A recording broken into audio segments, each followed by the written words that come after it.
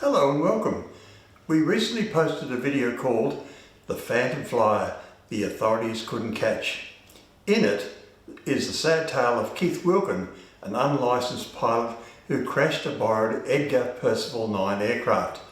To deceive the authorities, namely the Department of Civil Aviation, Wilkin brought in a bulldozer and buried the plane. This EP9 was the only one in WA and belonged to Mike Sasin.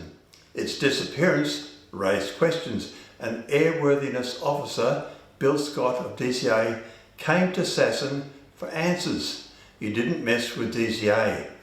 They were responsible for the whole aviation industry, including licensing of aircraft engineers and workshop. Mike Sasin's run-in with authority goes back a long way. He was born in Poland in 1923.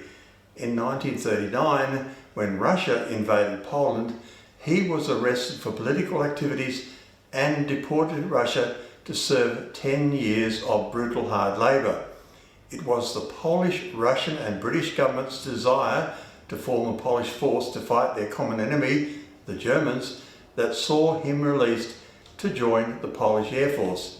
His division moved via the Caspian Sea to Iran and from there to Suez. Those 5,000 men then boarded the ship Ile-de-France to arrive in England in 1943, where Sasin joined the Royal Air Force. He flew as a tail gunner in a Lancaster bomber on 26 missions before being shot down, arrested by the Gestapo as a Polish spy and interred. General Patton's army liberated the camp and this group flew back to England. Sasin was offered paid study, which led to a diploma in aeronautical engineering. Returning to Poland was not an option. He would have been re-arrested by the Russians. He was approached by the Australian Returned Soldiers League to come to Australia to start a new life, and that he did in 1951. His first position was with Kingsford Smith Aviation Service, where he passed the DCA exams to obtain the equivalent Australian licence. He began flying training and in 1953 became an Australian citizen. He then moved to Qantas Empire Airways. It was then a union-controlled workplace, trending to communism and socialism.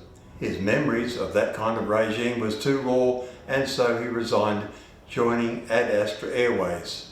There he trained as a helicopter pilot and engineer, the first such combination in Australia.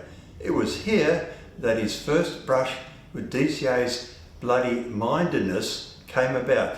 They decreed that no licensed helicopter engineer can be a helicopter pilot at the same time, and vice versa.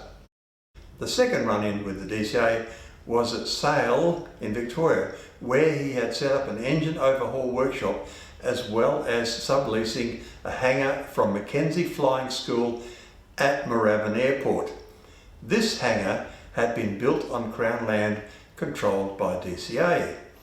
DCA terminated the lease as Mackenzie's did not have permission to sublease government property.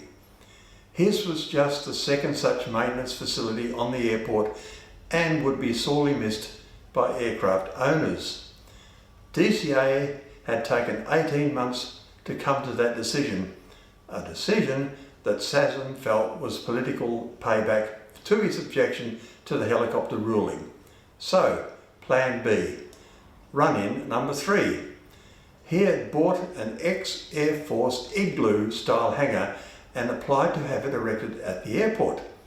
DCA refused to because the hangar was not square or box-like. He then inquired about purchasing land next to the aerodrome and erecting the hangar there. The answer was still no. He didn't give up, hiring a contractor to build the first privately owned hangar at Moorabbin. After 15 years, the hangar would become Crown property without compensation. Run-in number 4. Now based at Goulburn Airport in 1965, whilst flying a Piper Pawnee PA-150 on aerial spraying, Mike crashed, finishing up in hospital. the safety reel on the harness hadn't restrained him as he had predicted. Mike had asked DCA for permission to fit a modern, stronger harness. This was denied. He sued DCA without success. Now, moving to Geraldton Airport, Mike applied to DCA for a lease on half a hangar. He was told it was the whole hangar or nothing. The hangar was filthy and needed much work. 3 months later, the hangar and equipment were ready. Run-in number 5. DCA informed him that unless he rebuilt the toilet facilities to a higher standard, then approval would not be granted for his workshop. Was this harassment? Bill Scott of DCA then asked if he could work on Lang Hancock's Hammersley Station's helicopter. Sasin agreed if the helicopter could be brought south to Geraldton. Hancock wouldn't pay for that. Hancock's influence on DCA was obvious because DCA then extended the workshop approval of Sasin's aircraft hangar to cover the facility on Hammersley Station. Hammersley's workshop was in fact a 3-sided shed with a dirt floor and certainly had no toilet facilities. Seems that whether you have a workshop toilet depends on who you are. Incidentally, the crash of the EP9 did not injure Keith Wilkin or his lady passenger. They were both wearing the full harness rated to 25G. The DCA had denied Sasin's approval to fit on the Pawnee.